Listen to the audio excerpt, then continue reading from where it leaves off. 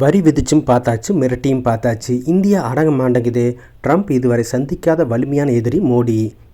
Donald Trump மற்றும் Vladimir Putin இடையேயான சந்திப்பு அலாஸ்காவின் ஆங்க்ரேஜ் நகரில் நடைபெற்ற நிலையில், இந்த பேச்சுவார்த்தையில் முக்கிய நோக்கம் ட்ரம்ப் தனது தேர்தல் பிரச்சாரத்தில் வாக்குறுதி அளித்தபடி உக்ரைன் போருக்கு ஒரு அமைதியான தீர்வை காண்பதுதான். உக்ரைன் அதிபர் ஜெலன்ஸ்கி பேச்சுவார்த்தை இல்லாத நிலையில் இந்த சந்திப்பு உண்மையில் உக்ரைனில் அமைதியை கொண்டு வருமா என்ற மிகப்பெரிய கேள்வி எழுந்துள்ளது. இந்தியா மீது அமெரிக்கா வர்த்தக வரிகளை விதிப்பதற்கு பின்னணியில் சில நோக்கங்கள் உள்ளது. இந்தியாவின் மென்சக்தி மற்றும் உலகளாவிய தெற்கின் முக்கிய பிரதிநிதியாக இந்தியாவின் செல்வாக்கு வளர்வதை கட்டுப்படுத்தவே அமெரிக்கா இவ்வாறு செய்வதாக உலக அரசியல் வல்லுநர்கள் தெரிவிக்கின்றனர். அமெரிக்காவின் வெளியுறவு கொள்கையுடன் இந்தியா இணங்கி செல்ல அழுத்தம் கொடுக்கவே இந்த வரிகள் படுத்தப்படுகின்றன. ஆனால் இந்த வர்த்தக போரினால் இந்தியா மிரண்டுவிடவில்லை.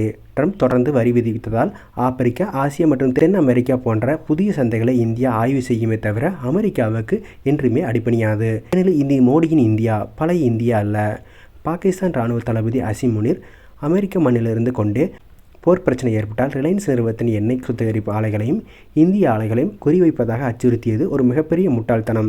இது ஒரு பயங்கரவாத அச்சுறுத்தல் என்பதையும் தாண்டி அமெரிக்க மண்ணில் இவ்வாறு அவர் பேசியதை அமெரிக்கா ஏன் அதிகாரப்பூர்வமாக கண்டனம் தெரிவிக்கவில்லை என்பதும் $1 மில்லியன் கேள்வியாக உள்ளது. மொத்தத்தில் அமெரிக்காவின் வரி விதிப்புக்கு இந்தியா பயப்படவில்லை. அமெரிக்க மண்ணிலிருந்து அசிம் முனிரை ட்ரம்ப் பேச வைத்ததற்கும் இந்தியா பயப்படவில்லை. என்ன செய்தால் இந்தியா பணியும் என்று தெரியாமல் ட்ரம்ப் குழம்பி வருவதுதான் மிச்சம்.